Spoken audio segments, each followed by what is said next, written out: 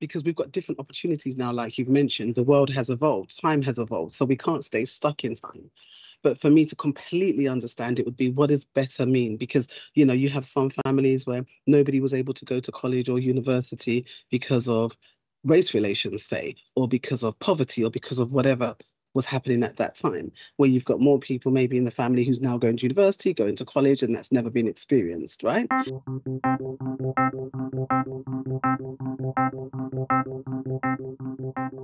What I think education was supposed to do in this is that it should help individual, which is component of the society, to become better version of themselves, of individual selves, no? So that they can become better, therefore make the society become better. Because now, even if you were to even be a farmer, take for example, in my case, no, because I grew up in an agrarian society, a village where everybody was literally a farmer.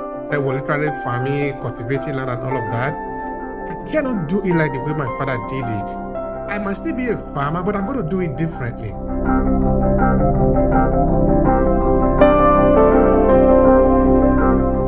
Everything I do is from a coaching principle. I'm always asking questions throughout my sessions, and not necessarily for them to be answered there and then, but it's to get people thinking. I like to call myself a flower grenade.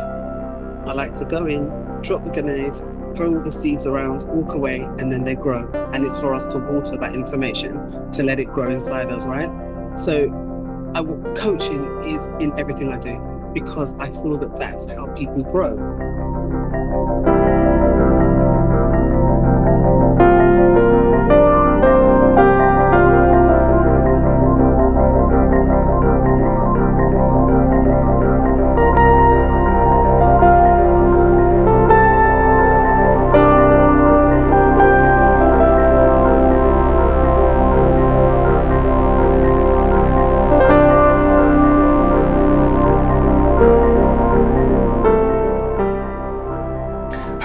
Thank you for checking out Obehi Podcast.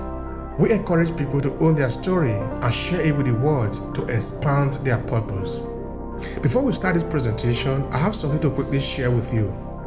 Are you a purpose-driven entrepreneur? Do you want to cut across the noise and attract your ideal client by leveraging your own story? Then pay attention. I have a signature program that can help you own your story.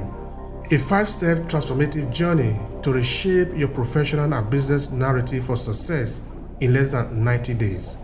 And it's available at academy.aclasses.org/story. This is what we have understood. Storytelling is the most powerful instrument known to man. And this is what that could mean to you. You can either own your story and use it to advance your purpose in your business and professional life, or someone else will do. The choice is yours. Now let's get started with today's episode of the Obehi Podcast. That question, something about myself that's in line with, I'm a coach, I'm a master coach, which I'm extremely proud of. It's something that I didn't think that I wanted or needed, but once I started my coaching qualifications, I realized it was super important so I can serve my clients better. All right, thank you so much, Nicole. Now let's start from the basis. Tell me a bit about your background, that might relate to what you are doing today, because we are essentially about storytelling here, and we want people to sort of know the background behind the individual that is telling them about something, because I want to believe positively. You did this just start as a coach, correct? Yeah, no, absolutely. Right. No, absolutely. So a bit about my background. I would say that coaching wasn't really something in my kind of vision when I was younger. But one thing I have noticed throughout my life is that people would always come to me, and I would always empower people, or if somebody had an issue or something, I just felt like I was always that safe place to land. And I probably learned that irrespectively, like kind of afterwards. But it's that thing where I can sit down with people, I can hold that space, I can let people be seen and heard. But you just feel like you're being a good friend or a good family member, right? And then I became a manager quite young. And so when you're a manager, you end up managing teams, right? And you're managing people. And then I did my degree and other qualifications around that. And I think you end up coaching, you end up mentoring, you end up speaking to people, elevating people, understanding their own stories, in turn helps you to understand yours.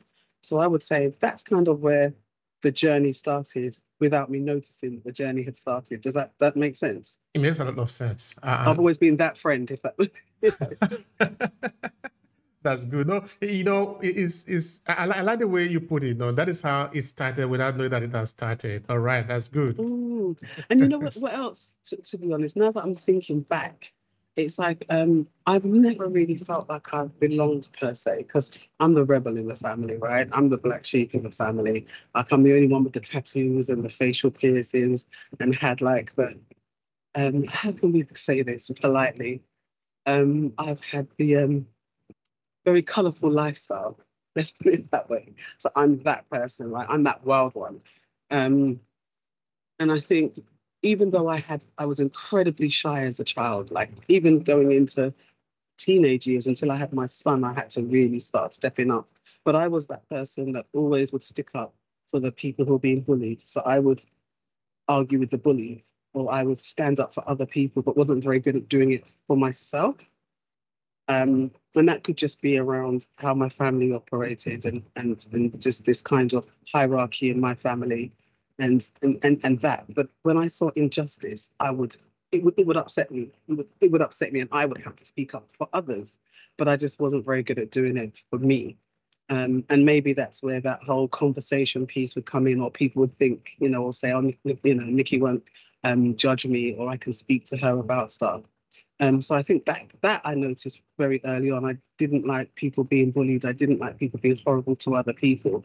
I believe in the girl code, girls sticking together, but also don't bully the boys either. So I was kind of that person, I would say, around sticking up for other people, but just not for myself. Thank you so much for that. That is a good one. That is a good one. Just before we started to record, you did make mention of the word, or the fact that coaching is becoming more relevant today, more than ever before. And I think actually it's making us to turn a full circle, as it were, because if we look at the world that has been before the current situation, before we all were injected into the Industrial Revolution, life was pretty much different, no? In the society, people really become very, very good at what they do, in that they refine their skills so good that even if they close their eye, you can really see them, because they are different in their different area. So a good example I usually we make in this is that there was a man, for example, in my place that I really respect a lot. Okay, it's late now.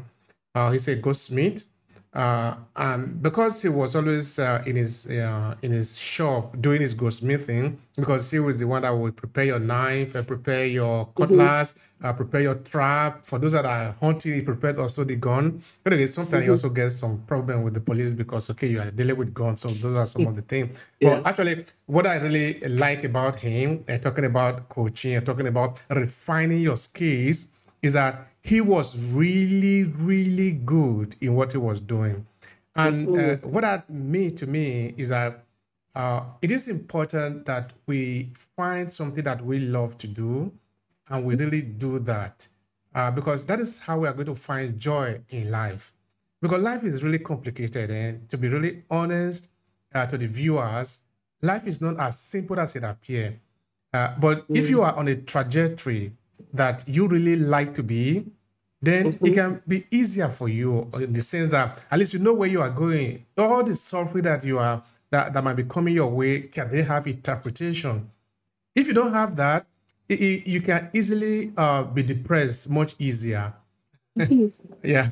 So then if you look at the world, like I was saying before, or the world that I've been before now, we have this idea of learning from the masters. Whether you are looking at Galileo, or looking at the great painters of the time, or looking at the teaching of Jesus, for example, of Muhammad or Buddha. You see, this is based on the idea of masters, people who have undergone a journey, and they help other people to undergo the same journey. These are how life have always been for thousands of years. So I think the idea that we are returning back to it now with the help of the internet, because you are in UK, I'm in Italy, we are able to sort of do a lot of things together. And this is fantastic. This is a good time, no? So in line with that, what do you really love about coaching? Tell me about that. What do I love about coaching? And that's such a beautiful question because it just makes me smile. I see what I love about coaching is having those mic drop moments in a coaching session. You see, the thing about coaching is that we're asking, not telling. So when I spoke about the way that I was, growing up, not realizing I wanted to be a coach, you're having conversations with your friends and you might be giving your opinion and your advice. That's not the same in coaching. But what I love is when you're speaking to a client and they may be stuck with, I don't know, confidence. And they're saying, you know what, Nick, I just don't know. I just can't speak up, or I just shrink when I'm in certain rooms. And then you ask these powerful, powerful questions. And then you just get that, oh, I never even saw it like that. I didn't realize it was that. At this time, you already know as the coach, but you can't tell them. So you have to navigate it and turn it and bring it to a way that they answer that question themselves. Because when you come to the answer yourself, it's so much more powerful and so much different than someone telling you. Like, if you're rebellious like me, if someone tells me something, you tell me the sky is blue, I'm going to tell you it's purple. This was my younger days. I'm okay now. I'm good. But when you can coach someone and you can see that they're now sitting straighter and they're in their power, that's what I love about coaching. Because, I'm really anal around the way that I coach. And I'm sure there's others like me, but, it's important to have that discovery call. It's important that I send them a questionnaire around what are their expectations so I can serve them well and I can understand exactly what they want. The thing is, I slay in my lane. I know my lane. I know my power. I know my gift. I know my purpose.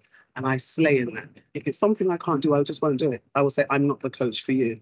I've not had that because the people that's come to me, I'm able to coach them and coach them well. But also, it takes a level of trust. It takes a level of honesty. It takes a level of vulnerability. And that's what I have to build when I'm speaking to my clients and even my audiences in my corporate world and the corporate stuff that I do. But what I love about coaching is when you have that realization that someone actually is trusting you and they're being completely open and honest. And they might say to you, I've never realized this before, and I've never admitted this before, and I've never told anyone this before. That puts me in such a humble space to be able to say, right, we're going to get this done. We're going to get you to where you need to be. Let's see the big vision, and then let's take it back and get to where you need to get to. And sometimes that can change throughout your sessions. Somebody may come to you thinking, right, I want a promotion. But then you're coaching them and you realize, no, they actually want their own business, but they didn't have the courage or the confidence to do that because we get stuck in this societal way of thinking. Go to school, go to college, go to uni, get a job, die. And there's nothing wrong with doing that. If that's really what you want to do, that's absolutely fine. And let's embrace that. But if you realize that you're just turning up because of what your grandparents said, or because of what your parents said, or because of what your partner said, and you're not being authentically and unapologetically you, that's what I feel coaching can do, is to get you to realize, what do I really want and how am I going to accomplish that in a way that's, good for me, so to speak. Does that make sense? It makes a lot of sense. Mm. All right. Now, tell me, how do you navigate this web in the internal of the individual so that they can reveal themselves to you? Because now you are able to see their heart. That is why you're able to help them. Because if it is on the superficial, they can navigate on the superficial level. The reason they need a coach is so that they can navigate inside. They can go inside of themselves. I think Les Brown was saying one time that sometimes we need help to even navigate our own life, to go inside of ourselves, to discover who we are. Sometimes we are on the surface. But the question for you, therefore, how do you do that? How do you help them to go beyond just the surface to enter into the interior part of them so you can really help them? Absolutely. And you're absolutely right. And the example to that would be you go to the doctors. So say, I don't know, 2-3 weeks ago, I walk in the house and I accidentally bump my elbow. And it's pretty painful, but it's okay. I just rub it and I go on with my day. 3 weeks later, I realize that my arm and my shoulder's hurting me. So I go to the doctors, right? And the doctor might say, have you done anything to your shoulder? Remember, I hit the elbow, but my shoulder's hurting, but the whole arm, right? So I might say, no, I haven't done anything to my shoulder. Maybe I slept badly, not sure. But then the doctor will start to ask deeper questions, right? And then you'll be like, oh my gosh, I actually hit my elbow about 3 weeks ago.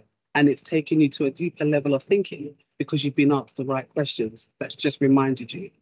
So in coaching, to get people to really get to where they need to be, it's around those questions, but also bringing a part of you to those sessions. Hence, it's important to do the chemistry call. It's important to have that questionnaire. It's important to go through what do they really want. So when we say executive coaching, it gives the impression that I'm coming to speak to you about my career. I'm not a massive fan of saying that I'm an executive coach. All I do is coach senior leaders. So I am an executive coach, right? Our society says executive coaches are. I teach the person, not the title. I coach the person, not the title. I coach the person, not the problem. So I'm not overly bothered about your title. What I want to know is what's blocking you, what's keeping you stuck. And the way that you go deeper is to, one, ask the right questions. Two, let that person feel safe in your presence. And one way of doing that is there's different techniques. There's so much amazing tools that you can use and models you can use in coaching. One of my favorite ways of coaching to get people to that deeper level is around their values. Because what we don't realize, or what we do, is that some people do, some people don't, that we can upgrade our values and our beliefs. And our values and our beliefs are instilled in us from we're children, from we're quite young. So you could be carrying your grandparents' beliefs, you could be carrying your parents' beliefs, your older brother, your teacher, your managers. So for example, I'm a grandmother now, right? And I've never been a grandmother before. I've been a mother, but not a grandmother. And I now hear myself saying the things that my grandmother used to say.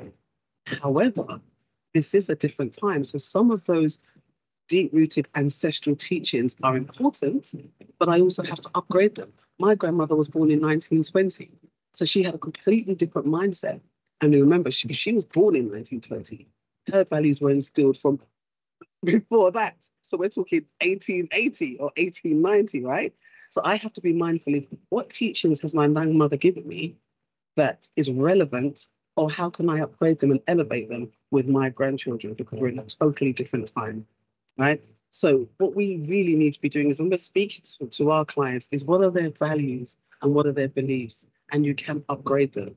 What I have found when I teach people around values is that there's that fear of dishonoring the family. There's that fear of not doing as I'm told, or not doing what's expected of me. And their values are no longer aligned with potentially what they had been taught from a younger age. Or something has happened, like say integrity or trust could be a value, somebody's value, right? And when I ask the question, okay, so trust is one of your core values when it comes to relationships or work, depending on what we're working on. And I will say to them, why is trust a value? So we'll go through that. They give me scenarios, I want to know different times where trust was really important to them. And then I will ask that killer question. When was the first time that your trust was betrayed? When was the first time that you felt that your trust was not respected? And a lot of the times when we realize where something negative happens, that was the reason for that value being rooted. Like to say, trust is really important to me, and I'm a loyal friend. Loyalty is important to me. So it's understanding what are your values, what are your beliefs, but also knowing where have they come from, and do they still serve you?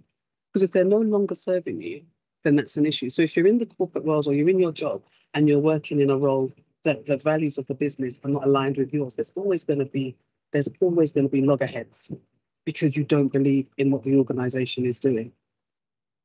So it's important for you to know, what are your values, and are you living your truth? Are you living you? Or are you just masking? And masking is exhausting, absolutely exhausting. When I ask a question I think it's a question I ask in nearly every single workshop that I deliver, because I do workshops, facilitations, and public speaking. Everything I do is from a coaching principle. I'm always asking questions throughout my sessions, and not necessarily for them to be answered there and then, but it's to get people thinking. I like to call myself a flower grenade. I like to go in, drop the grenade, throw all the seeds around, walk away, and then they grow. And it's for us to water that information, to let it grow inside us, right? So coaching is in everything I do. because I feel that that's how people grow, because it's accountability of self. It's not pushing it away and saying, oh, it's her fault, oh, it's his fault. It's around, who am I and why do I show up like this? And when you're being coached, what is good is to find out what patterns and behaviors are showing up in certain situations. How am I behaving in a situation with my CEO as opposed to a situation with somebody who's my peer or somebody who is my manager? Because sometimes we act in different ways and sometimes we shrink in different ways. And that's what I want people to realize. Why am I behaving in such and such a way, but I'm okay in this situation? And that can go back to generational beliefs. It can go back to values. It can go back to protection, where we're protecting ourselves because we've been in that situation before and it was painful. So it's about healing as well. I hope that's a long answer.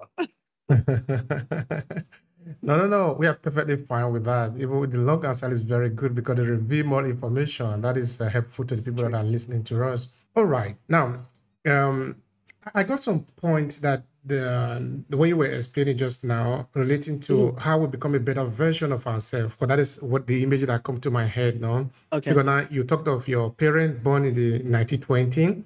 Then you look at yourself. Now you look at your own children and of course your grandchildren. So we have the generational progression, and as it were. And so it made me want to wonder about something, because now I look at my parent too. Okay, my parent would have been born around those my father, for example, would have been born in around 1913 in that years. But my father, what we usually say is that many people want to become like their parents, no? Which is not really a bad idea, but I have a different opinion on that. That we should not become like our parent. We should become better version of our parent, in the sense that we should become better than them. Because if we become like our parents, the society will always go back, in the sense that we can never advance. But if we become better, then by becoming better ourselves, we make our parents better too. Because now we can have better experience in the society, then we'll be moving forward. For example, the experience that we need to live in life is not just based on the one that our parents have, because our parents only have certain experience. For you to be able to navigate the complexity of life, you need to take those of your parents as a starting point. Now you need to make your own experience and grow. Because if you don't do that, you are going to be shortchanging even your parents. Because this life, the world, or the entire energy, the universe, have already experienced your parent. Why making a replicate of that? Why not make your experience too, so that you can increase the knowledge that we have in the universe? But that is how I see it. Please go, react. Yeah, I mean, not to challenge that, but I think, so say, for example, we were in a coaching session now, what I would have to understand, and you did a little bit of it there, is when you say better, what does better mean to you? And when you say you don't want to be the same as, what does same mean to you? Because there's parts of my grandmother that even though she was born in the 20s, I would categorically keep those values and definitely keep her alive in that. But because we've got different opportunities now, like you've mentioned, the world has evolved, time has evolved, so we can't stay stuck in time. But for me to completely understand, it would be, what does better mean? Because, you have some families where nobody was able to go to college or university because of race relations, say, or because of poverty, or because of whatever was happening at that time, where you've got more people maybe in the family who's now going to university, going to college, and that's never been experienced, right? So we are looking at opportunities. Like my mom, for example, couldn't buy a fridge in the 60s without my dad, because she was a woman. So we know that we're evolving and the world is evolving and our rights are getting better. We still have a very long way to go, mind you. But what does better mean? That's what I would have to understand for me to be able to coach that and to get to where you need to be. So if you're wanting to be a better version of your parents, what does a better version look like? All right, that better version, actually, it shouldn't be of the parent per se, but what the parent is part of, which you are also part of. In the sense that you are supposed to be, or you are a product of your parents, but you are not going to remain stuck in time now. You are going to prolong the generation. But prolonging the generation, meaning that you are going to bring more experience into the generation of your family, which means now that, like you were saying, perhaps your parent, for example, my parents never read a book.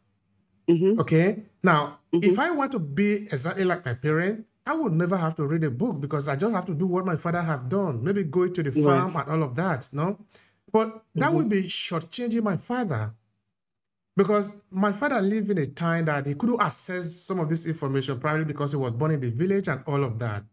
Now, what I am doing is that by the time you mention Ewan, for which is his son, which is my son name, and therefore the name of my father, his name, you are invoking his name literally, but you are not invoking his name as a farmer in the village. You are invoking his name in the field of academia, intellectual. I am therefore celebrating my father. I'm therefore taking his name and advancing with it. But I will never be able to do this one until I have the knowledge that was passed to me by my father, which is to say that I am a continuation of my father. By becoming a better version of myself, I'm also becoming a better version of my father, because my father is not also the origin of everything. He is also a continuation of his own father and the generation before him. I don't know if that clarifies you. Yeah, it makes sense. But also what I'm hearing, and I could be wrong, is that you've got strong values, which is set in education and academia. And those values was probably set from what you've just said, that your dad had never read a book and never had access and never had the opportunity because he lived in a small village, which is absolutely fine because you've embraced that value and you've grown that value, and that's a value that you're instilling into your son or your children, right? But the other thing is that you could have also said, well, I don't want to have academia. I want to be a farmer, or I want to do this, but what I want to do is maybe have more livestock or more cash crops and run a business, but still doing exactly what your father did. So to me, this is what values and understanding what our beliefs and values are, because I've never seen myself as an academic, but my family are rooted in us going to university. They all have. You know, I've got it all in my family, from doctors, scientists, lawyers, politicians, it all. It was very, very, it was embedded into us that we had to go to uni. And that wasn't my thing. I've gone to uni, I have a master's, I've done my coaching masters, as you know, I've done all of that, but I struggled with that because it wasn't something I wanted to do. I was living the values of my grandmother and my mother and the kind of the family. It was like, you know, don't dishonor the family. And that's where we can now get conflict, because we feel like we're masking, going back to masking. We feel like we're not being who we want to be because we're living in the footprints and the footsteps of others. And this is why I talk about being super aware of projecting. Lots of people project. And what our families or parents or aunties and uncles do is they do it for protection. So projection can be seen as protection because of what they went through. They don't want you to go through it, or they don't want me to go through it. So let me protect you and tell you what you need to do, instead of saying, you know what? The world is a big place. It has teeth and it bites. This is my experience. But what do you want to do? What does your heart tell you to do? I think that is a key word there. That is a key word there. I think this is really very important and very ancient in our society as human being, as human society, every human society. In that, what I think education was supposed to do in this is that it should help individual, which is component of the society, to become better version of themselves, of individual selves, no? So that they can become better, therefore make the society become better. Because now, even if you were to even be a farmer, take for example, in my case, no, because I grew up in an agrarian society, a village where everybody was literally a farmer. They were literally farming, cultivating land and all of that. I cannot do it like the way my father did it. I must still be a farmer, but I'm going to do it differently. Why? Because if we don't do that, we will retrogress. Because when my father was alive, there was no AI like we have it today. So I cannot possibly be doing exactly the same thing. Okay, maybe I could be doing the same thing that he was doing, but I would never do it the same way. Because it was elevated, times change. Yeah, time change. You know, yesterday I was talking with a scientist because we were talking about a neuroscience and AI. Then I was saying, could you remember what was the telephone number of Augustus Caesar, for example? There is no. What car were they riding? There was no. They didn't have any car then because car were not invented yet. But now we have car, we have all of these. But note that Augustus Caesar and all the Roman emperor and the Roman soldier and the Roman army that needed to move, they basically do the same thing that you would do if you're moving from LA to Washington, which is movement, transporting yourself from one location to another location. That is what you do with your car. The car have no other function than to take you from one place to the other. But they did it differently. Now, for us to celebrate them, we will do what they have done, but we do it differently. I think that is essentially what we are doing. Yeah. But that's exactly it. We need to have that mindset where we can do it differently. But we know that society also puts us in boxes. And when you do something that's different, you can be penalized for it or reprimanded for it. If you think about exploring, you know, years ago, you look out at sea and there's a horizon. And everybody was like, no, we can't do that because we're going to drop off the side of the earth. It's like, you know, it's a line. We can't do that.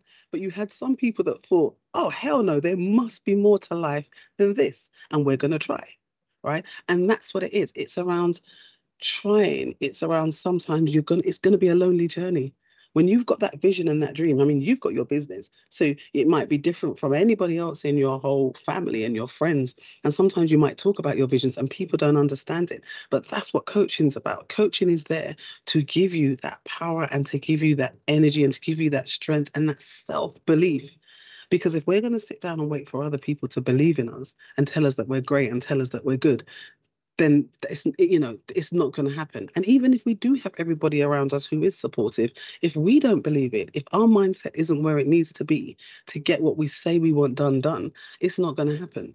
And that goes back to your question around why I love coaching and the power of coaching, because what it does, it awakens something. It's there all the time. It's just that sometimes we push it down. And I've said that in other interviews with you. There's things inside us that we just push and we ignore and we're scared of and we don't have the courage to do it. And what people are going to think.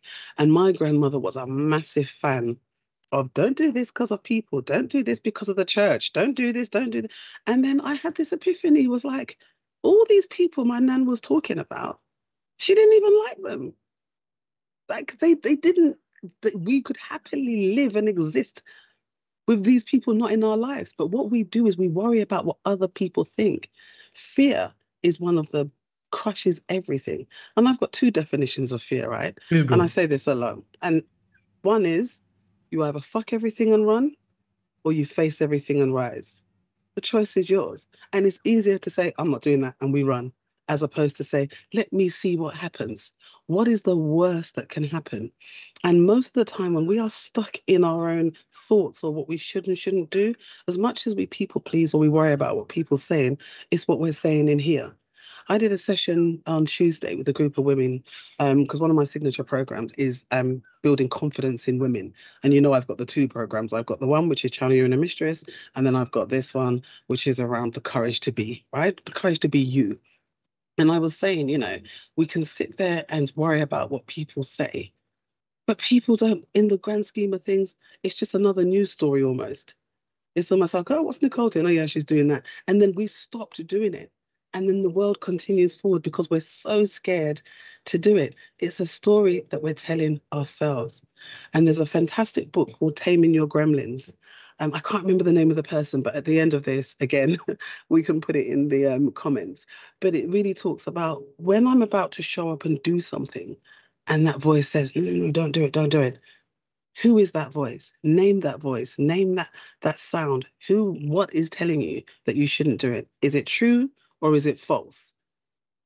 Is it true what you're thinking? Why shouldn't you do it? And what's the worst that can happen? What's the absolute worst? Right? As you know, we did a podcast the other day and I was terrified to post it.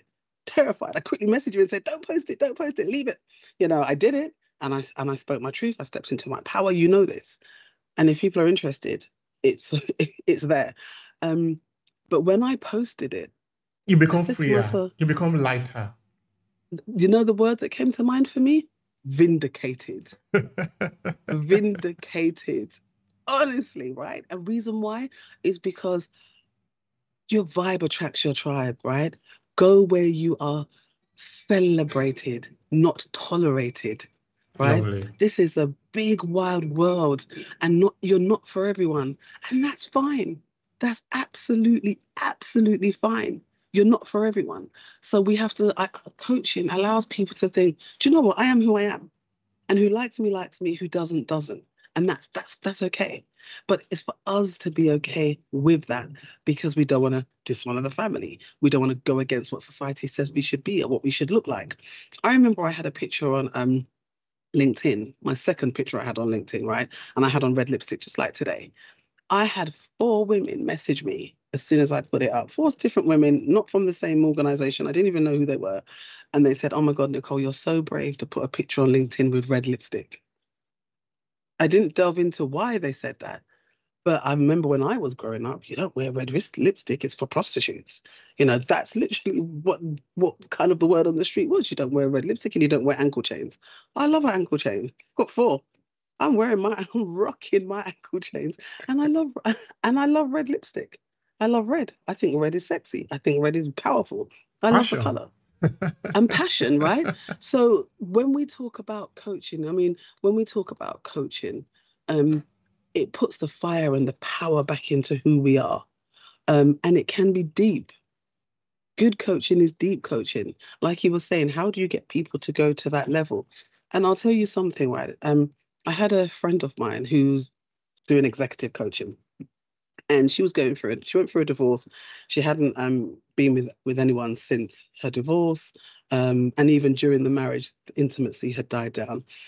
She's doing her coaching. Anyway, she found somebody else and was intimate with that person. And then afterwards, she's in her 50s, late 50s, and quite religious as well. She's a practicing Christian. So even the fact of her being with someone else after her husband, even though she was divorced, she felt a level of guilt. She felt a level of shame. She felt that she can't talk to anybody in the church because she'd be ostracized, all of that stuff, right? Anyway, she was intimate with this person. He then stopped talking to her. And she felt even worse, like, oh my God, I've shared my body with this person. You know, it's now affecting her eating, it's affecting her sleep, it's affecting her work, it's affecting all of that. My question to her was, have you spoken to your coach? Have you told your coach? And she said, no. And I said, why? And she said, because I don't trust my coach, because I don't want to be judged. Now, as far as I'm concerned, that is a huge thing that's happened in her life that's affecting her work. Remember, this is executive coaching, right? So this is about work. Now, and this is why you have to coach the person, not the title. Now, the coach is probably coaching her, realizing there's been a shift, but she's not telling her what the shift is. So every single coaching session moving forward is redundant because we haven't got to the root cause. We're going with all the symptoms. Now, the symptoms, the root cause isn't that she's just had an intimacy with a new man. The root cause is how she views herself. Yeah? What are her values around sex? What is her values around relationships? What is her values around trust? What is her values around betrayal, integrity? All of that stuff comes into play because the way we do one thing is the way we do everything. So this isn't a matter of her walking into her coaching session and now talking about this sexual encounter that she's had with a new partner. It's around, why are you feeling the way that you're feeling? And when we start to dig into that, I can promise you it's going to take you back. And this is why there's a thin line with therapy and coaching. And as a coach, we need to know when to signpost our clients to therapy. We are not therapists. And this is why, for me, it's super important that if you say that you're a coach, you are a qualified coach, that you're keeping up your CPD, right? That you're keeping up your supervision, and that you are understanding what's happening in the coaching world, because we have to be keeping people safe. And I walk into trauma every single day, whether it be in a coaching session, whether it be in a workshop, whether it even be on stage and speaking to somebody in the audience afterwards. So that's why coaching should be regulated. It really, really should be, but it's not. But I think as a responsible coach, you should be qualified, and you should definitely be in supervision, and you should definitely be understanding what is happening in the coaching world. We are not here to deliver therapy. And you have got people who have been in therapy for a long time, and they found coaching to be more effective, and vice versa. So to me, the two worlds have to move together. But as a coach, I'm super, super, super aware that when I have somebody in my space, I have to make sure that this is not a therapy session, this is a coaching session. But what is going to happen, there's no way that trauma or something from the past is not going to come into your present. Because as I've just mentioned, because there wasn't trust with that coach, every session now to me is going to be sticky because there's something huge going on in her life over here that's come up potentially from her beliefs, her value systems, all of that stuff that she's not telling her coach. So unfortunately, the coach is almost just spinning around in circles and feeling that something's wrong. But if I say to you, you're not too right in the session today, tell me what's going on. Oh no, I'm okay, you know, Nicole. I've just had got a lot of work on. What am I going to do? Okay, tell me about the work. You know, what is the workload? You know, what is it that you're struggling with? What do you think? Blah, blah, blah, blah, blah. Where it's nothing to do with that. It's to do with this fact that I now feel like I was used, or I now feel like I was abandoned. There could be some abandonment issues there or challenges there. Do you understand? So this is when coaching gets deep. So I've had people that will come for executive coaching and we've ended up talking about their sex life, because that is where the problem is. Or I've dealt with people who are going through menopause and now they don't feel attractive. Or I've coached men who are now are starting to have their hair thinning. As much as people would be like, oh, please, man, get over it. No, we're humans, right? And when things start to change, body parts start to change, aging comes into play. You may not feel as relevant as you did before in your workplace. You know, I coach CEOs and senior leaders who have huge decisions to make, massive budgets to work with. And sometimes people just don't feel confident on any given day or any given situation. Thank you so much. This is where coaching can get deep, right? Yeah. I like that part when it gets deep, because that is when we are touching the human soul. That is what we need to touch, because that is where all the things actually lies. And that's why I gave you the example of of my friend, because she's going into coaching every week, but you're not talking about the juice. And this is why, for me, when we do either timeline coaching, where we take things back, or when we do values, that's why training as a coach, being qualified, is important, because you don't know what's going to come up, but then you've got your toolkit and you think, oh, that sounds like this. Let's do some work here. Let's do some intervention work here. Let's do some parts work. So intervention could be, okay, I can see that there's a conflict here with your limiting beliefs. So let's intervene and find out what's actually going on here. And then we can dissect that, and then we can unpack that, and then we can start to do the work. Or it could be, let's do some timeline work. Let's go back to where you think this first kind of came up. I've had clients that will say, you know what, Nicole, I was in a very strict household, very religious household, and I just rebelled when I got to 16. And then things started to spiral because everything wasn't connecting anymore. So it's like I've moved away from a safe place, but in that safe place, I had to be a certain way. And there was something screaming inside of me that this isn't what I want or who I am. That's deep work. And when you start to get to the root cause and stop looking at symptoms, then you can start to heal. Then you can start to work on. Then you can have a proper plan, framework, and strategy in place for that person to get to why they've come to me in the first place. Because what I ask you is, what are your expectations of me as your coach? What is it that you want to accomplish? I don't have a magic wand, because the bottom line is you have to do the work. But you can't do the work if I don't know what's going on. So I'm not going to say to you, come and tell me about your sex life. Tell me about all your traumas. Tell me about everything that's happened in your world. It doesn't work like that. It really, really doesn't, because I'm still a stranger. Yes, they've come to me.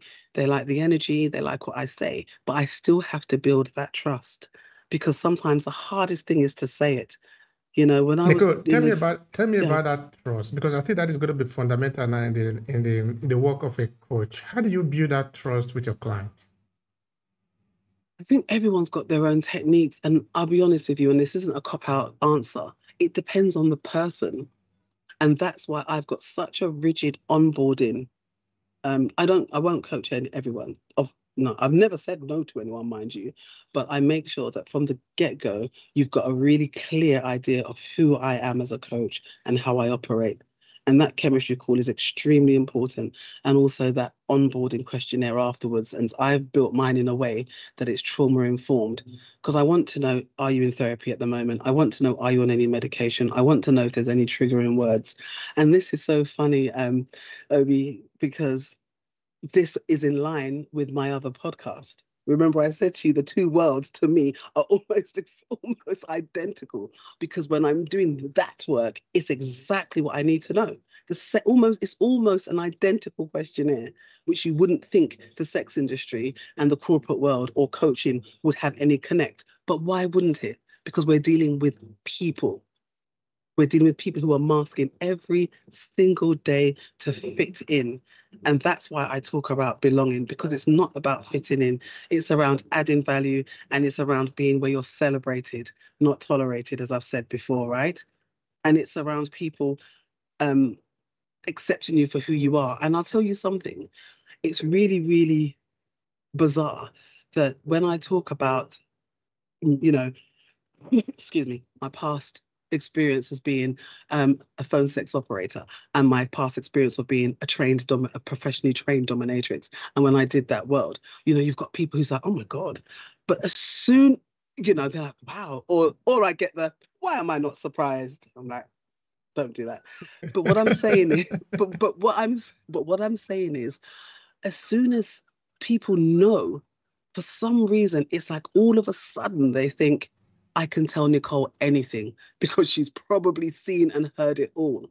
There's what the key is around trust is being judged. It's being judged. I don't want to be judged. I don't want people to judge me, because if somebody judges me, then they're making me feel less than. So if I say to somebody, yeah, I'm a professionally trained dominatrix, I did that for X amount of years, I did phone sex for like nearly 30 years, blah, blah, blah. I can feel when somebody's like, oh, but the bottom line is that I am who I am. And I'm not ashamed of anything that I've done. And as you know, in the other podcast, we spoke about it in depth. But what I'm saying is trust comes from not feeling judged. That's the bottom line. Because when I asked my friends, why haven't you told your coach that you're going through this at the moment, and it's really taken a big part of you? And she said, because I don't trust her. All right. Why are some people not able to build confidence with their coaches?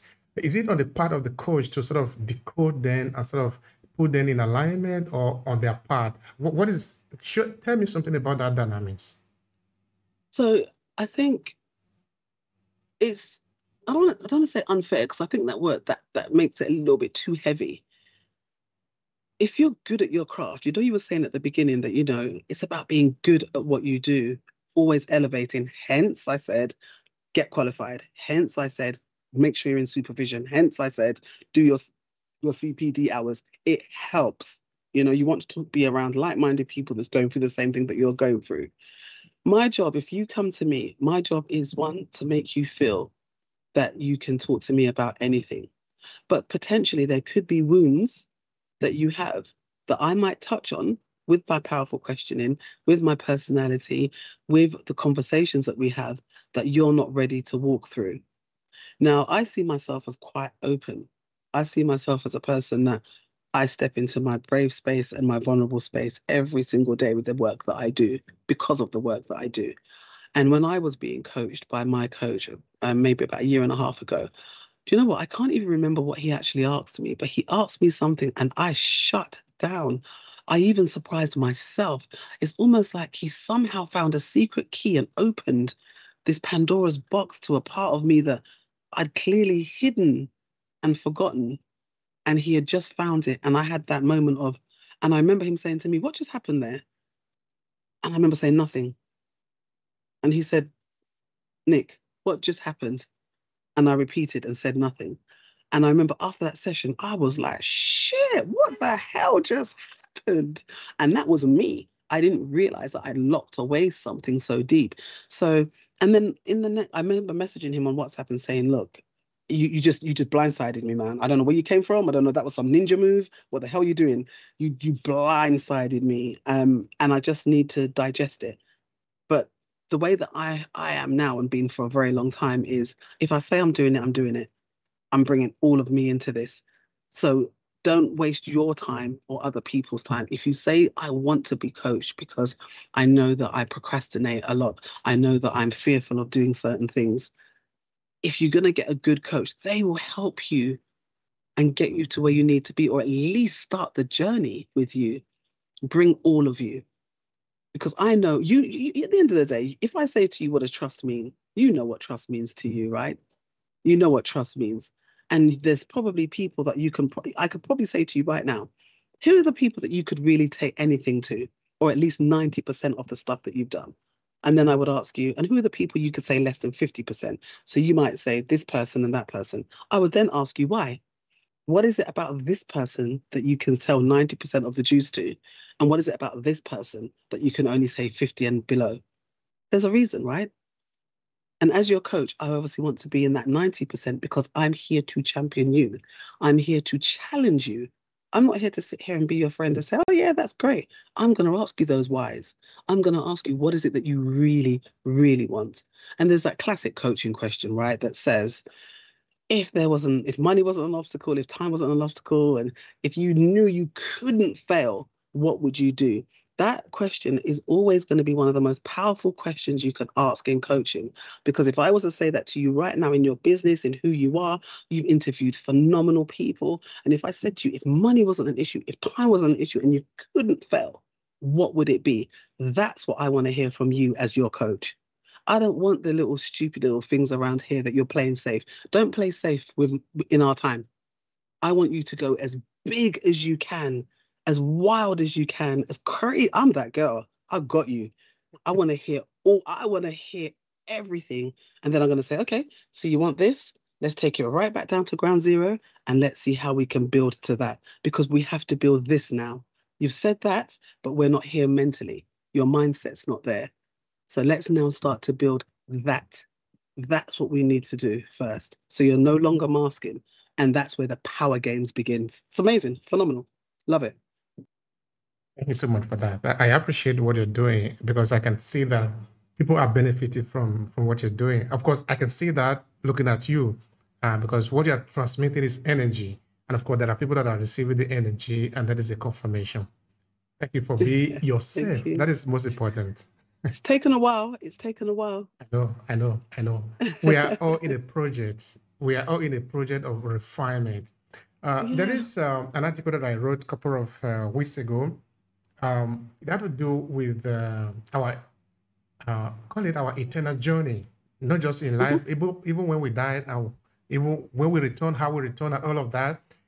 So that life, therefore, how I describe it in Islam spirituality, which is African spirituality by extension, therefore, is nothing more than a perpetual journey of becoming a better version of ourselves. That we are gods, but to become like those that have set us up, we need to continuously improve. We need to continuously do things that is moving us closer to a higher version of ourselves.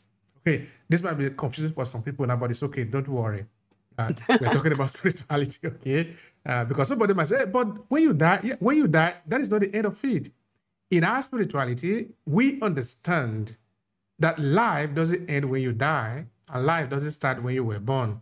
You are part of eternity. No, you are going to live forever. That is a guarantee. Of course, if you believe that you are a child of God, note that you are going to live forever. But how you want to live forever is up to you. Yeah, because suppose you're not a child of God. Well, even if you're not a child of God, I want to tell you that scientifically it has been proven that nothing on earth is ever going to be destroyed. Because we are all product of atom. We are all product of the little molecule. We're all product of anything, the ultimate reality. That is what we are part of. And you're taking it to another. You're taking it almost to the fourth and fifth dimension, right? Because we've got dimensions. Yeah. And and everything you're saying there, if people aren't people listening in your audience, you could lose them because it'd be like, what the hell is he talking about? What does this mean? And this is why we have to start from ground zero of self, of understand. And then when you start your spiritual journey, whichever that is, then you start to evolve. And then you start to you go up and up and up, because it can sound exhausting when someone says, just be your authentic self. Just step into your power. What does that mean? Just, what does it mean? What does it mean to step into your power? This is what I like about coaching, because when you speak to someone, they can be quite frivolous with their words. Like, you know what, Nicole, I just want to be confident. Okay, so what does confidence look like? You tell me, what does that look like? Yeah. Tell me what it looks like. I need to hear it. I need to smell it. I need to feel it. I need to know, what does that mean to you? So when you say being a higher version of yourself, right? What does that mean? And that's where we need to get to, right? I used to be a secret shopper for BMW, right?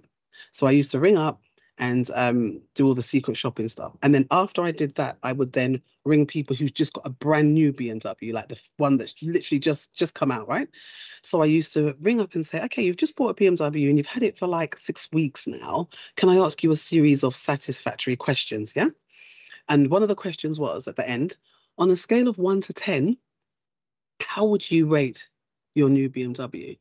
Now, I was speaking to this guy and he said, Nicole, I've always driven BMs. It's a beautiful car. It drives well. Oh my God, it's got this feature. I mean, he was so impressed. When I asked him the question, on a scale of 1 to 10, he said, probably about a 4 or 5. I said, sorry, can I just ask the question again? Yeah. Because we didn't get there. I was like, but brilliant to him, excellent to him, was a 5. So when we talk about what is a better version of yourself, what is confidence? Yeah. What is happiness?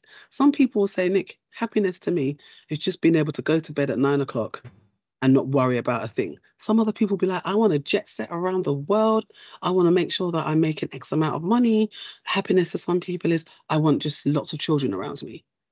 Yeah. So when we talk about what is a better version of you, don't just tell me you want to be a better version. Tell me what that actually means.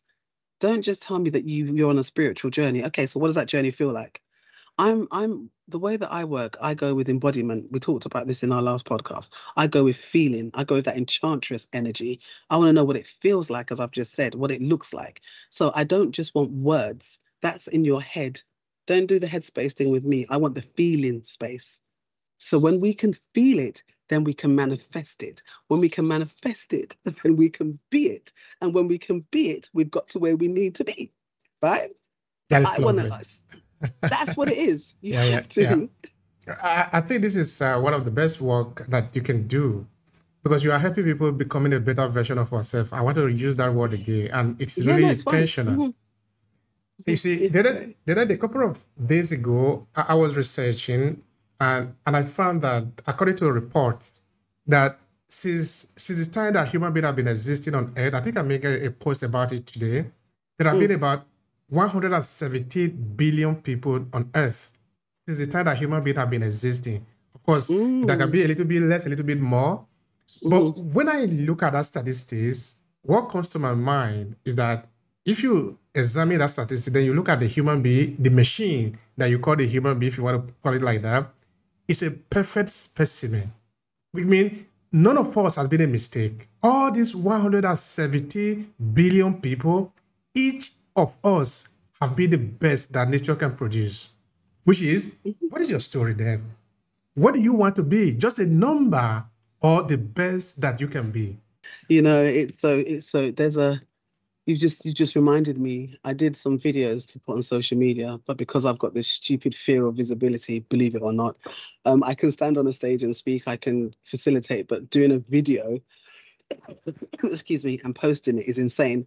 And there's a poem called The Dash. And you know what? I will post it next week because of you, and I'm going to tag you. Going to tag you. Do that. And basically, it's a poem that's famously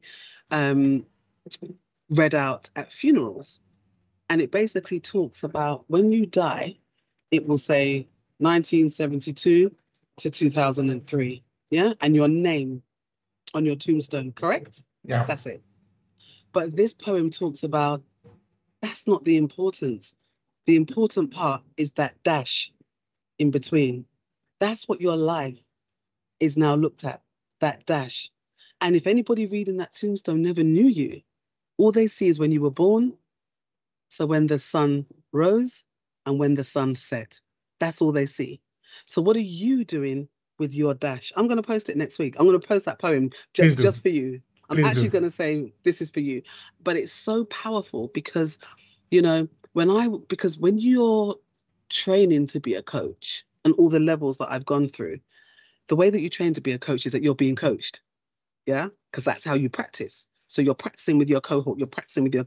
So you are now evolving and you are becoming, like you said, a better version of you, because now I'm healing. Now I have to face some traumas because I don't know what questions I'm going to be asked in my coaching sessions, just like you don't know what questions I'm going to ask you. This is why listening is so important. As my nan used to say, we have 2 ears and 1 mouth for a reason, right? So we listen. So it's really important to understand, what legacy am I leaving? Because look how many people have been here before us and the amount of people that's going to come after us.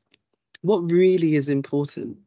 What stamp, what footprint do I want to leave behind? Right? Your name is that. But what is my footprint? What do I want to do? And that's why, you know, it took me a while, even with social media. You want to see all these likes and you want to have all these followers.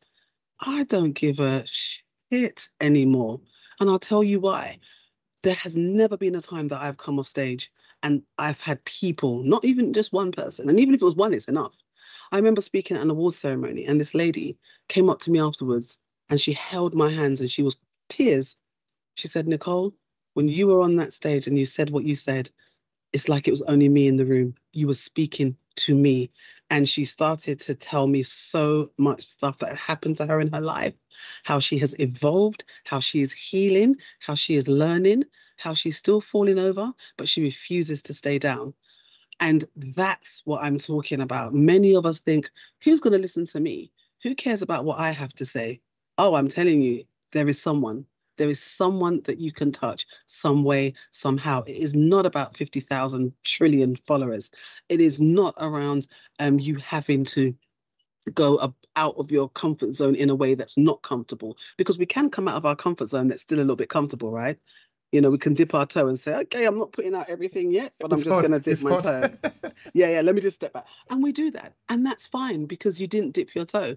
But there was another quote that I saw. And funny enough, it was my old coach who posted it on LinkedIn and I saw it and I use it all the time now. And it says, you know, when we're scared or when we want to protect ourselves, which we do, because going back to trust, right? It hurts, right? So we don't want to be betrayed.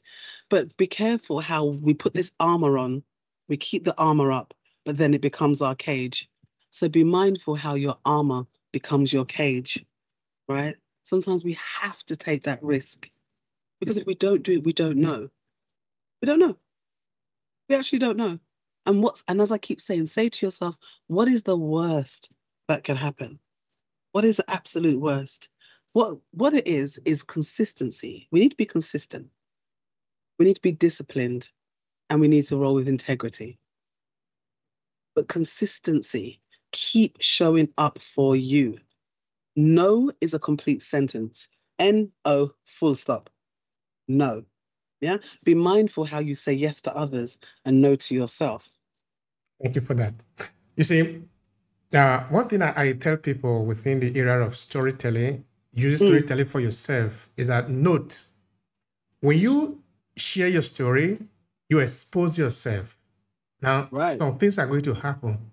Some people are going to say, oh, she said that, they will go away from you. But you don't need to regret that. That is good. It means they are known your tribe. Other people are going to be attracted to you. Okay, that just look like me. Okay, please tell me more. Because what you are doing therefore is that because you have shared your story, you have separated the what they call the shaft from the real product. Because there are shafts all around. They're not doing anything for you. They're just occupying your space. So present yourself who you are. If they are not for you, they will go their own way. Because you cannot serve everybody. You see, now, there are over 5 billion people on the internet. You can't possibly tell me you want to save all of them. No way. So you don't want the dead waste, people that are just there occupying space to be there. So share your story. Tell them who you are. You see, in our signature program, Own Your Story, I actually started it like this. I said, now, imagine that you are 17, 80, or 90 years old. You have lived your life. You have lived your life. Now, you are thinking about the life that you have lived. How do you want that life to be? That is how we just started it. Because we are just telling you to imagine what you want it to be, then come back and just work towards it. This is your story. Exactly. This is your story. Yeah, go. That's right. It is your story. And sometimes you might even get some of your viewers watching this or watching other things that you've put out there and wonder, well, I don't know what I want to do. I don't know who I am. I remember I was doing a podcast about 2.5 years ago, and they sent the questions over. And the first question was, who is Nicholè? And I literally nearly burst into tears. I thought, I don't know. I'm trying to figure that shit out. I don't know. And I was like, oh my God, because at that point, my son had left home, and I had my kids from I was like a teenager, from I was 19.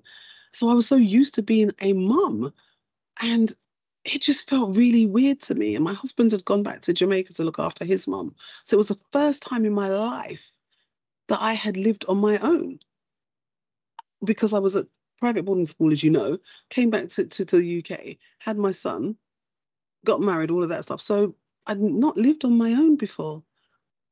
So sometimes we don't know who we are, but that's also fine. But if we say that we want to know, then do the inner work. Work on who you are. When we go into relationships, us women, or some of us, we got questions. We got a lot of questions. We need to know the good stuff, right? Because what are we doing? We're protecting ourselves, which is fine. But then who am I? How am I serving you? And that question is, who am I? It's one of the hardest questions to answer because it doesn't have any context around it. It's quite just boom, who are you? And then what happens? We start to think, what does it actually mean? What does it mean? What does it mean? Well, I do. Like, what does it actually mean? Who are you? And I want your listeners, if they get this far in the podcast, I want you to think about, who are you? But think about, what are your likes? What are your dislikes? And let me tell you something. The next two things I'm about to say is super important. Your boundaries matter. Yeah? You have to have boundaries. Boundaries teach people how to love you, how to like you, and how to treat you. Yeah? And the other thing you need is your non-negotiables. If you don't tell people who you are and you don't operate in that space of who you are, people will make up their own minds for you. And they will tell other people who you are. So I don't care. Let somebody go out there and say, oh my God, Nicholè, man, she used to be a dominatrix. Or Nicholè, she talks about sex. Or Nicholè, she always wears low cleavage tops. Or Nicholè doesn't know who she is. Oh no, you're going to know, you're going to know who I am, because I make that completely clear on who I am. And it took me a hot minute to do it because I wanted to please everyone. But goalposts kept being moved. Soon as I hit that target, it's moved again. It's moved again. You just like how you can't please everybody and serve everyone on the internet, you cannot please everyone. So you know what? Please yourself and go where you're celebrated, not tolerated. Can't stop saying that. So it's important that we know that, but start to learn and see what habits show up. I was talking to the women because I do the confidence in the workplace for women. That's just I love it. And I did a session on Tuesday, and I was explaining to them that as a part of my brand and who I am, I've done a lot of trauma-informed training because I step into trauma every day, as I've already mentioned. And there was a part in the course which basically said, when you go to family reunions, or you go and see school reunions, or whatever it is, and you see certain people from your past or you haven't seen for a while, how old are you in that moment? I'm going to say it again. How old are you in that moment? Think about when you go and see, or when you were in the presence of your grandmother, or maybe in the presence of an old teacher. You suddenly go back to that age, right? Absolutely. Suddenly. You do, right? You do, right? Well, of course. Okay, I'll tell you something. Tell me. I was writing a book, a biography about my eldest brother. Yes. And this is really very important work for me. I've written different books, but this particular book is particular for me. When I wanted to present the book, I was cringing. Like, how am I going to talk about this book? This is me. I presented my book at the university, in schools, in social center. Now, in that book, I was actually referring to my brother. His name is Emmanuel. I was never going to call his name like that, because in our culture, you dare not just call an elderly person by the name. Of course, in our family, you will call brother Ima. So I actually wrote brother Ima in the book throughout the work. No, the person who reviewed the book, who did the forward to the book, say about, okay, we understand that you respect your brother, that you are looking at your brother as an older brother, you are a child, but now you are over 40 years, no? Because you cannot, because imagine the people that are going to read this book are going to be different people. They are not from your family, because in the book, there is a bit of it that is a personal improvement, no? Because I talk about my brother, how he has helped us, how he has moved from literally from nobody to becoming somebody. Then how you can also do the same. Then he was saying, well, you don't need to do it like that, as if maybe the book is going to remain only within your family, which is actually perfectly like you are saying. Because in me, looking at my brother, I'm just a little boy looking at him as my elder brother, because that is where the image froze, no? Only that I'm not a baby anymore. I've grown, no? Exactly. And this is it, because it's like, if I'm in the presence of my elders, I'm a grandmother of 4 human beings, 4 beautiful human beings, 3 princes and 1 princess, right? And when I'm in the presence of, it's like I'm 15 again. But what I'm saying is that be aware how we're showing up, because sometimes we can shrink in the presence of our elders, but there could be people in our life that reminds us of those people, and we're shrinking at work because of our manager, or because of our CEO, or because of a colleague, just because they might elicit certain behaviors that trigger that response. So when we're thinking about who are we, be radically self-honest. Who am I? Yes, I like to do this, or I don't like to do that. This is where your boundaries come into place, your non-negotiables. Obviously, you've got to, well, not obviously, but it's good to have compassion and kindness. Of course it is. But know what your values are. I would say start out with, what is your values? What are your core values? And which of those values are non-negotiable? And it could be all of them. And start with maybe 5, but make the list go on. But when you start to actually realize, when you've written those values down, you will start to see them showing up in all aspects of your life, all aspects. But it's so important to know, this is my boundary on this, because this is who I am. This is my personal brand, because we all have one. This is my personal brand, and this is how I show up. And you may not like it, but this is who I am. And be honest about who that person is and how you're showing up and when. That's important. That is lovely. That is lovely. Because we're not supposed to use our life to please just people, in the sense of living the life of other people. Because if we do that, among the 117 billion people that have lived on earth, we will not have name. But we're supposed to have name. We're supposed to make a dent at the universe, so that on the tombstone, there will be something there. That when your name is mentioned, you need to evoke something. If we don't do something in our name, then it's not going to evoke anything.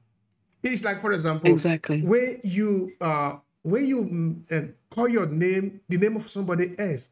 So you do it in the name of another person. So you have no name. You are probably missing in the statistics. Therefore, the question like you ask, which of course I believe is a powerful question, who are you, become important. Who are you within the scheme of things? Who are you in this world? Who are you of all the crises that is available here? What about the solution? What are you proposing? People are afraid to say, this is my point of view.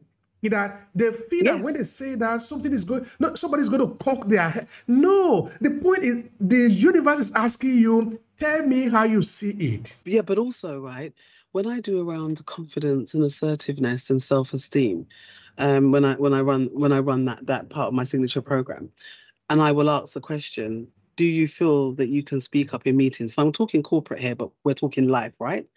And then sometimes you could be in a family situation where there's always a family member that somehow voice gets heard more, or somehow makes you shrink. They're always going to say something that makes you think, do you know what? Whatever you want, let's just do you. Let's just do what you're saying. It takes courage to say, I don't agree with that. Or I didn't like how you just spoke to me. Or the tone that you just used, you need to rectify that. Otherwise, this conversation is over. You know, we talk about the 7 Habits of Highly Effective People by Stephen Covey, right? And one of the habits which I always remember is we listen to reply, not to understand. And this is where the lack of communication and conflict thrives. Because if we're having a conversation and something is said that I now don't like, I've stopped hearing the rest of what you're saying because I'm now building my reply to basically combat that, or to validate myself more, or to prove you wrong. There's power in listening, digesting, thinking about what's said, and then answering. There's also power in standing up for yourself. And I saw this quote again, I love quotes, that basically says, if standing up for yourself burns a bridge, I have the matches. We ride at dawn. That's that's the Nicholè energy, right? I'm going to respect you, but have the common courtesy to respect me too. I deserve to be here. I am worthy of the presence of being here. I may not be like you. I may not look like you. I may not behave like you, but you're not better than. We're just not. And that's why I talk about equity as opposed to equality, because equality for me means that we treat everybody the same, which is impossible. I have 4 grandchildren, as I said, and I treat them in different ways because I meet them where they are. You know, I've got my feisty, sassy little 3-year-old granddaughter who has got she's half Ghanaian, half Jamaican, right? She's got the whole of Jamaica, Ghana, and South London in her. She's that little girl. Then I've got my twin boys. One of them's more vocal, one of them's a bit more quiet. So I know how, and then I've got my oldest one who's Einstein in the making. I love all of them, but they're different. So I deal with them with equity, not equality. But I think that is what actually we require. I think I was making mention of this in the educational system. It's one of the faults in education, what they call the standardized test. In that everybody is need to be put in a bracket. But it is wrong. Yeah. All of us cannot be put in a bracket. I understand that it is expensive for the state to run a system where we train people to become better version of themselves individually. But we need to be moving towards that. I think also with the advent of internet, that is what we should be doing, because we can actually develop program where the individual is put at its priority. You are a priority. It doesn't even necessarily mean that you've got to meet everybody individually where they're at. You have a system in place that covers that, right? So, for example, we've got one of the providers here, the cable providers, is called Sky. You probably know Sky News, Sky Sports, all of that, right? And I had one of the gentlemen come out. He always comes to my house if I've got a problem. And when he came, I said to him, "Oh, how much jobs have you got left to do today?" Because I've known him for years, right? And he said, "You know what, Nicole, they've actually changed it. Before, we'd go into work, they would give us a list of jobs we had to do, and then we'd have to finish them on that day." He said that Sky had a campaign that they wanted more women engineers. So what they did is that they did all the research, and it came back that women are not applying for the jobs because of the long hours, right? So what they decided to do is they introduced flexible working. This is before the pandemic, by the way. So they introduced flexible working, and now what they do is that they give you the job, and then when you've finished that job, you then let them know, and then they send you another job. And he said to me, "Do you know what, Nicole, since they've introduced that, I'm able to put my children to sleep. I'm able to take my children to school." So it took for the organization to think that it would serve the women in the organization, but not realizing it serves everybody in the organization, right? So this is why if you have something in place, so flexible working, it's like, okay, so let's say you can work between 7 and 7 as opposed to 9 till 5. You're not actually going to everybody's individual needs, but more than likely you're going to capture everybody in that process, in saying, this is what we have available, but let us know in time. So obviously we're not, that there's some form of structure and rota to say, okay, we need 5 people to work at this, 5 people to work at that, 5 people to work at that. And then you've got the equity of sharing it. Because you may have some people who's got parents who are in care homes, or you may have people that need to be home by a certain time because of their invisible disabilities, whatever it can be. It could be someone who just likes to go, who's a part of a choir, or the hockey team, or the football team, or the netball team. So really it's difficult to meet everybody, especially if there's lots of people, but you can put processes and procedures in place that covers.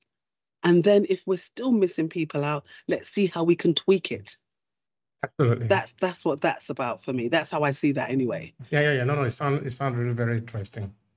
All right. Now, Nicole, explain to me, what does it mean, master leadership coaching? Oh, that's the highest qualification in coaching, darling. Did you not know? Yeah. Tell me more about that. So I did, like I said beforehand, so when I kind of was that person that was always with friends and doing stuff, I've always been a manager, apart from in my last role. So you're always coaching as a manager and you're always mentoring. And then I started to mentor 18 to 24-year-olds and parent and carers back into work. And that's when I won my first award for National Mentor of the Year in 2019. But the work that I was doing in my job, I basically was helping to run the mentoring program inside our organization internally. So the award wasn't for my organization, it was a national award. And what I realized is that even though I was running a mentoring program, I was coaching the mentors to mentor the mentees. And I liked that side of it. I liked coaching.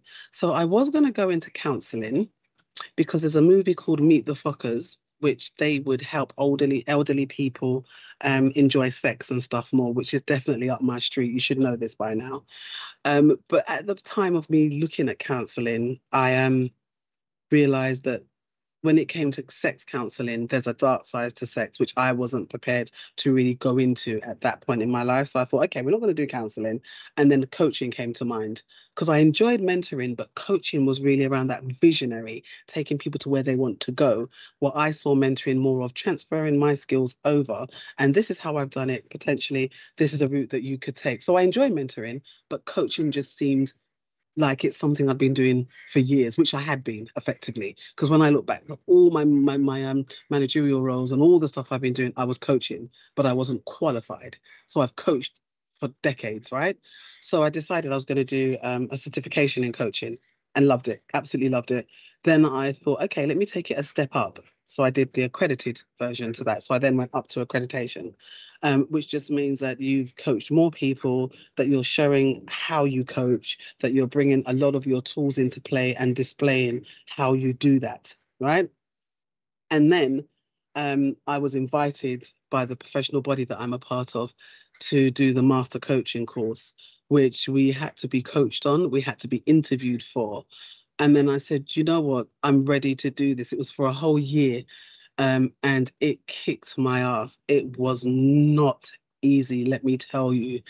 But I wanted to be the best that I could be, or at least have the highest qualification in coaching and know that I am going to be damn good at what I do. And I know that I'm a fantastic coach. I know the work that I've put in and the results that I've got from my clients have been phenomenal. This is my space and this is my calling. So I did that and I passed in January of this year. So I'm now a master coach. And you know what also made it quite rewarding for me is that I felt that when I did my degree many, many moons ago, I remember I said to you, I was the only single mum in my family. And I remember thinking, how am I going to feed my children? Like, I need a job. I need this. Got back from Jamaica after, being at school there. And everything was qualifications, what they needed, and having a degree. So I did the degree more out of desperation, as opposed to wanting to do it. And then the family pressuring me saying, you should have a degree. I then went on to do my master's because I felt at the time that everybody had a degree. So I wanted to have that kind of edge. I wanted to have that competitive edge. So I did the master's almost for the same reason why I did the degree. Now I did my master coaching with no rose tints, no desperation. It was something that I chose to do. I didn't feel that anyone around me was forcing me to do it. I didn't feel like society was forcing me. I didn't feel like my family was forcing me. It's something that I wanted to bring to my clients because I realized that I step into trauma every single day and I have a responsibility to hold people in a brave and safe space and to be trauma informed. And that was the reason why I said, no, I want to be at the highest level of my game in coaching. And it's probably the best decision that I've made in a very, very long time, in at least the last 10, 15 years. It was hard and it pushed me, like I said, but the value that I've got from it I put that behind my name, extremely proud of myself. And I feel that we don't celebrate ourselves enough. I'm so good at celebrating other people, but honestly, I am clapping and dancing and screaming for my master coaching qualification. I worked hard for it, and I realized that from accreditation to master is a whole different ball game of coaching, completely different ball game of coaching, and I love that. So for me, that was the difference. It was learning the tools, but you know what? More than anything, it was learning about me. It was almost like a whole year of coaching for me, to the highest level possible, to the deepest level possible. And it made me understand, wow, if I'm going through this, what are my clients going through? How can I serve them better? And when you can resonate with your client, going back to trust, when you can say to your client, do you know what, I've been on a very similar journey, and this is what it did for me, or this is how I reacted to that. Or even if you don't verbalize it to the client, you know how to now question and how to bring your client forward. Because that's coaching. It's about championing. It's about challenging. It's about listening. It's about hearing exactly your playbacks. And the playback is, okay, so you've just said this, and this is what I've noticed meant by that. Or, okay, you use the word trust a few times. What does trust mean to you? Like we said beforehand, it's really delving in so your client can think. So it's not just coming off the tongue. Like when the doctor asks that first question, it's just surface. What we're doing is we're like, okay, you were playing this game. Oh, hell no, we're not. Oh, hell no, we're not. Oh, we are going deeper. But obviously you do that in a place of trust, just like what I do in the dominatrix world. There's a massive trust factor in that world. And remember, I said to you, out of all the jobs I have done, I have been a manager in so many different places, right? I used to repatriate British holidaymakers back to the UK. I managed a team where in the International Medical Emergency Department for 2 major insurance companies in the UK. So the work that I've always done is somehow keeping people safe. I've worked in customer service, but it's always been in a place where people are vulnerable, and I've had to make them feel like they're okay. So that's when I knew that coaching was my calling, because in all the jobs, in all the teams that I've managed, whether it be international teams, all of that has brought me to the place that I am today, including the sex industry. And there's no way I'm going to exclude that. Because again, I'm owning my story, because I am who I am, right? Absolutely. Absolutely. So, yeah. Absolutely. You need to own your story, because like we said in our signature program, when it comes to your story, you can either own it and use it for yourself, or some other person will own it and they use it so that they can use it against you. So it's better you own it. But the other thing as well, though, that's the external side of it, right? But the internal side is, what part of your story are you not owning, and why? Because that was me. You know this, right? What I'm saying now in the open has been in my book for nearly 3 years. And anybody who knows me, it's been a part of my life for the last 20 years, right? I used to have couples to bring sex back into their lives. I used to have parties for women who were bi-curious, you know? I used to train people how to do BDSM, how to do the spanking, how to do all of that. I used to teach women how to talk dirty. I've done all of that. It's not a secret to people who's in my circle, but it was a part of me. I thought, oh God, what's people going to think? I actually don't care, because that's what's helped me to make me as good as I am at what I do. And my gift is to elevate, is to celebrate, is to motivate. With me now that you are owning your full package.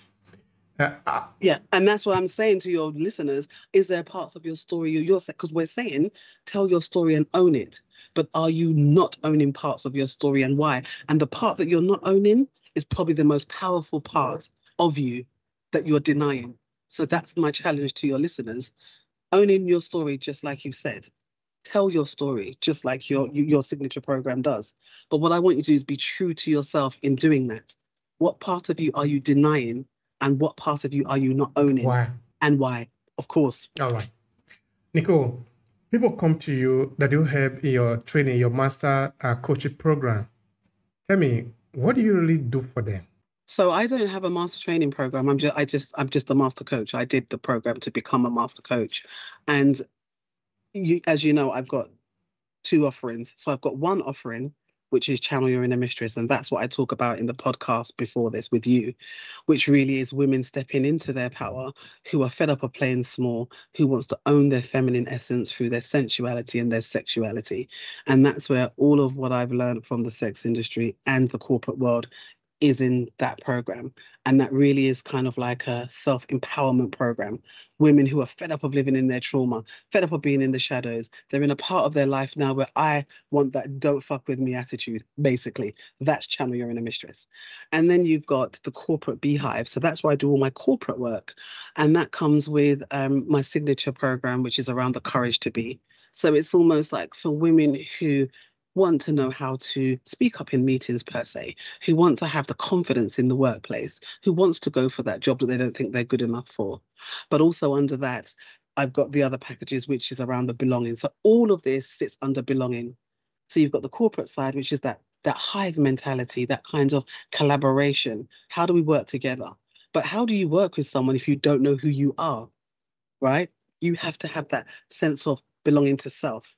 So the B in my business, BEE, for belonging, is belonging, empathy, and equity. You have to have belonging of self. You have to be empathetic to self, right? And you have to be fair to yourself, equity. And in the corporate world, what does belonging mean to you and your organization? Are you working with empathetic leadership? And are you working with equitable leadership? So they're definitely two different programs, right? Hence the Queen of the Hive and all of that good stuff. But everything is underpinned with the coaching methodology, everything. All right. Queen of the Hive. Maybe you might need to explain that. Yeah. What does that mean?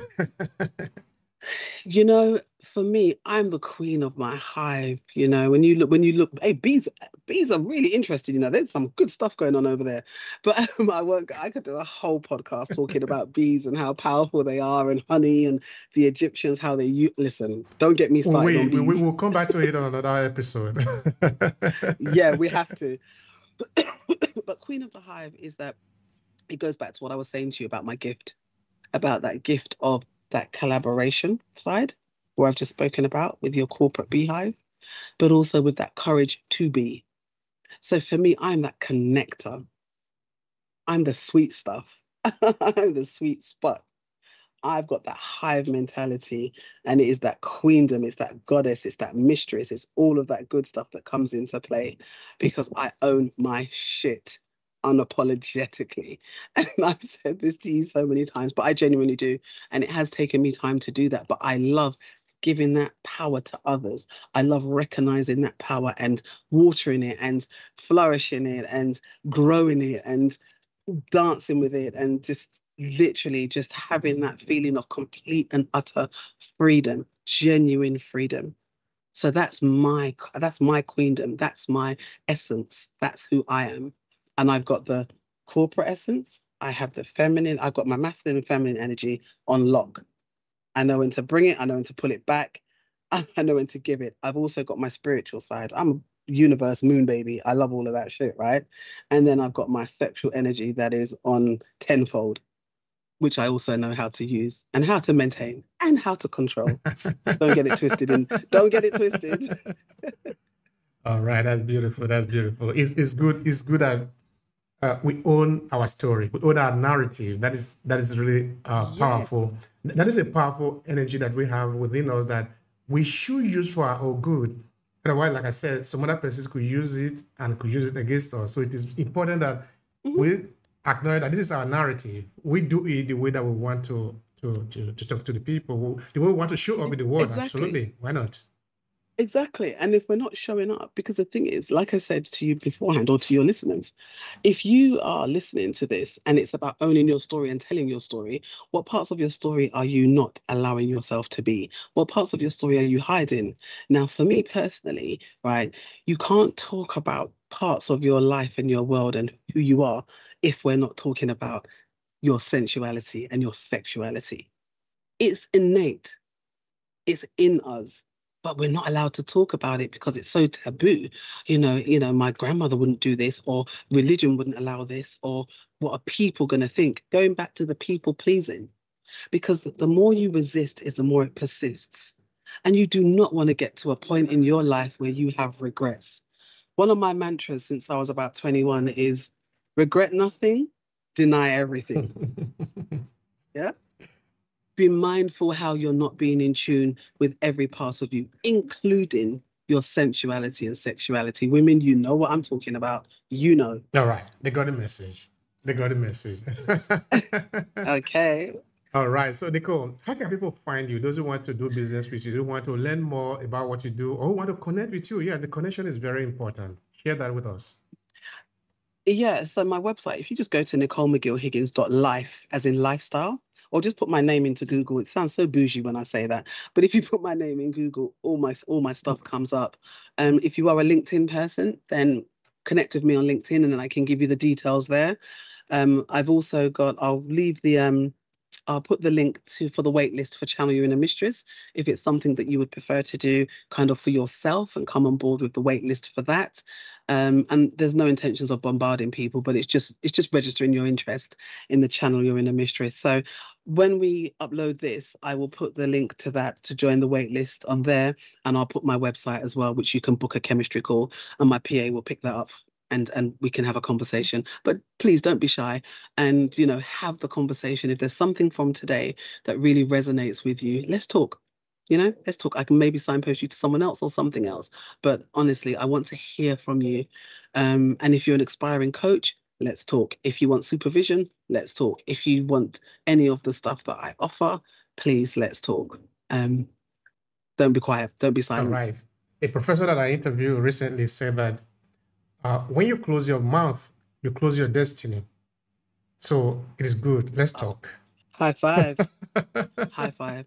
Don't be shy. And if something I've said today, you're thinking, I'd love to talk to Nicole, but I'm just so scared. Do it. Just do it. Honestly. I don't bite unless you ask me to. That's lovely. But I'm joking. All right, Nicole, what would be your final thought here considering what we have discussed today? I would really have talked a lot about your business, your coaching, your growing up also. Yeah. How would you like to conclude it? You know what? I'm going to conclude it with what you would probably say, because I love what you're doing. Hence, I've been here twice. Own your shit. Own your story. Honestly, tell your story. You don't know who's listening. You don't know who you're helping. You don't know that by shining your light, you're taking others through darkness. You just don't know. And also, when you do tell your story and you, what's the word? And you not commit. When you tell your story and you're admitting to yourself, that's you healing. That's you healing. So what we're doing here is being vulnerable, being open, being all those things that sometimes we're scared to do. Don't.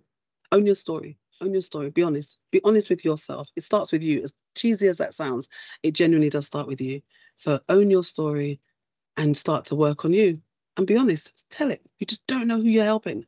Honestly. And reach out to me. Reach out to me. I am here and I'm looking forward to having the conversations with some of you. Please just reach out. Let's talk. Thank you so much for that. How much I appreciate that. You see, it's so good because sometimes people don't know that this might be the last time you might have to own your story. Why wait for tomorrow? Do it now. Yeah. Why wait? Right. Thank you so much, Nicole. I appreciate your time, your contribution here. That's okay.